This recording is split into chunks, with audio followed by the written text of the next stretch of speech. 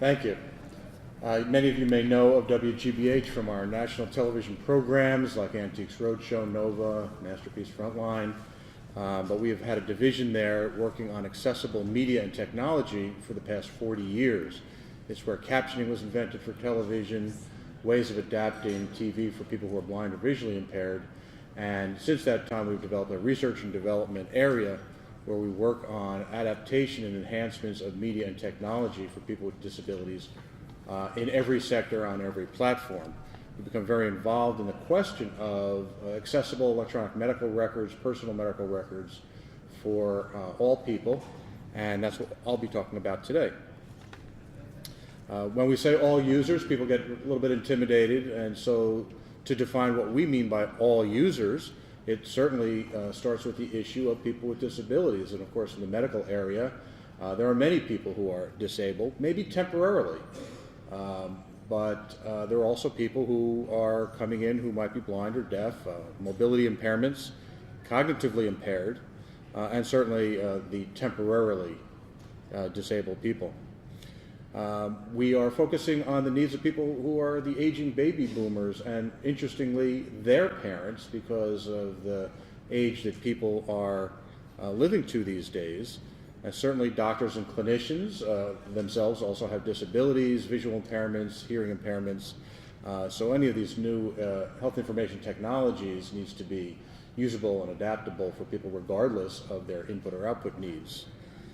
Patients, caregivers, a phrase recently I saw used in a marketing piece called unpaid caregivers. That would be friends, family, people who aren't being compensated for all the work they're doing on patients. And in the universal design concept, if you're trying to use a technology, such as in the operating room we just saw a minute ago with the gestures, when your hands are busy, your eyes are busy, having adaptations and enhancements of information technology will enable people to be able to get access to the information in multiple ways. When we talk about making information technology inclusive to all users, what does that mean? What does inclusive mean? To people who work in this field, the technology would need to be able to accommodate alternate inputs and outputs. It's not only issues, for instance, of other languages. You can adjust your font, certainly, but what if you prefer to hear it because you can't read it, because you can't see it? What if there's a video that is explaining your health information and home care, but you can't hear? Well, then you need captions on that. These are the alternate inputs and outputs. What if you can't use a keyboard? Wouldn't you prefer to have speech input? It needs to be personalizable. That is, everyone has different varieties of needs for input and output, and the gradations are very, very fine. So if you could set up a profile for exactly how you would like your medical information to be presented to you, that information is your personal profile, and you should be able to carry that across all the platforms you're using to view your medical information. That would be mobile devices, the web, or wherever you might be viewing it, including interactive television sets, which is becoming more of a common way of getting health information. Of course, we do have a widely diverse population of users of this technology, so making the health information technology flexible enough to meet those needs is quite important. There are examples of how these things can actually be done. It starts off with some of the very basic issues. People who are blind or visually impaired use technology called screen readers. How many people here have actually seen how a blind person navigates a computer? A few. Let me give you an example from the Office of the National Coordinator for Health Information Technology. Here is their homepage, and I'm going to play an example of how a blind person would navigate this page using their screen reader. And I believe I will need to... Voiceover on Safari, window, healthit.hhs.governor, home, toolbar, link, skip navigation, heading level 3, visited link, U.S. Department of Health and Human Services, heading level 2, visited link, the Office of the National Coordinator for Health Information Technology, visited link, www.hhs.governor, search, edit text, button, link, get email updates, vertical line, visited link, contact us, vertical line, Stay connected. Link. Twitter. Link. YouTube. Link. Script. Column 1. You get the basic idea. The screen reader that a blind person is using is scanning that page and is able to gain access to all the information on that page through a synthesized voice, if the page is properly designed. A number of the things that the people who designed that particular page, they did quite right. They missed a few things here or there. The principles of making websites fully accessible are fairly well known now. They're embedded in a lot of technologies. A lot of companies who design websites or tools to make them know about how to do that. That information then needs to be translated to people who are putting together these medical websites. Videos with closed captions, tremendous amount of medical information now online.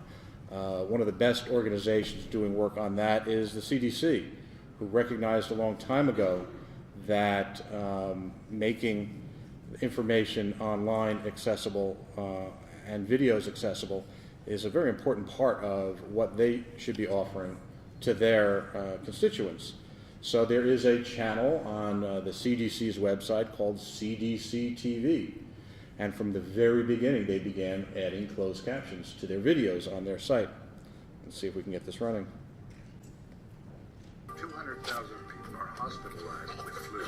Like all Americans, native peoples and tribal communities need to protect themselves. Flu spreads mainly from person to person through coughing or sneezing. Notice on their video player they have a little CC button, and you can turn it on or off. And what's nice about that, it means you can also search those videos for those keywords in the text and find them quite readily. So the CDC has done a beautiful job in many aspects of their website to add this enhancement for their information. There's also techniques of making images and videos accessible to blind and visually impaired people, sometimes quite pointedly and sometimes almost by mistake.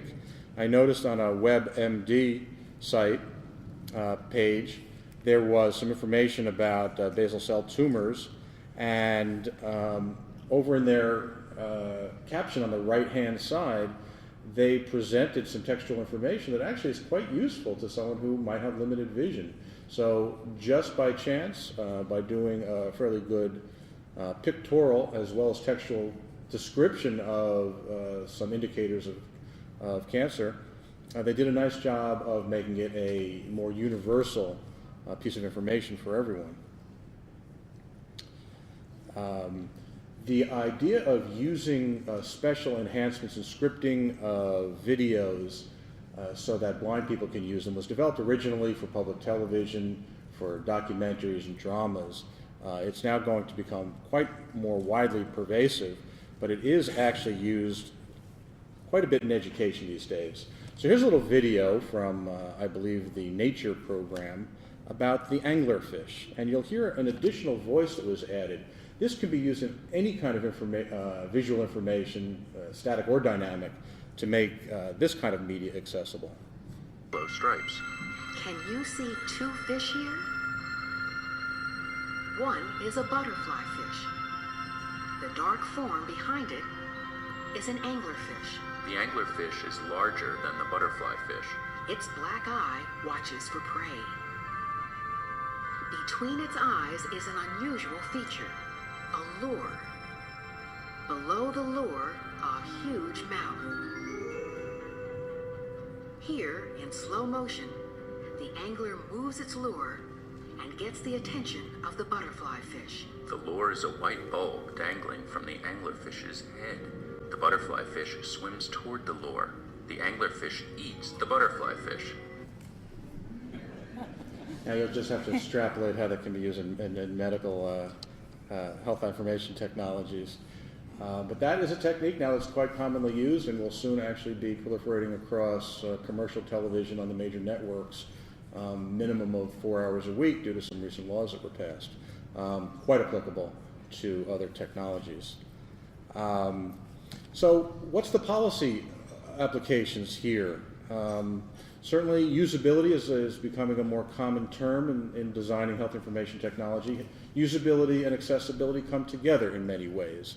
Basic human-computer interface principles are applied, that costs need to be reasonable in designing these technologies, and that interfaces really need to be flexible and customizable. There's a variety of legislation and regulations and policies that are already proliferating across state, national, international governments that are already demanding that information technology be accessible. It just hasn't been applied directly to the health information technology world, and that's where the next step is.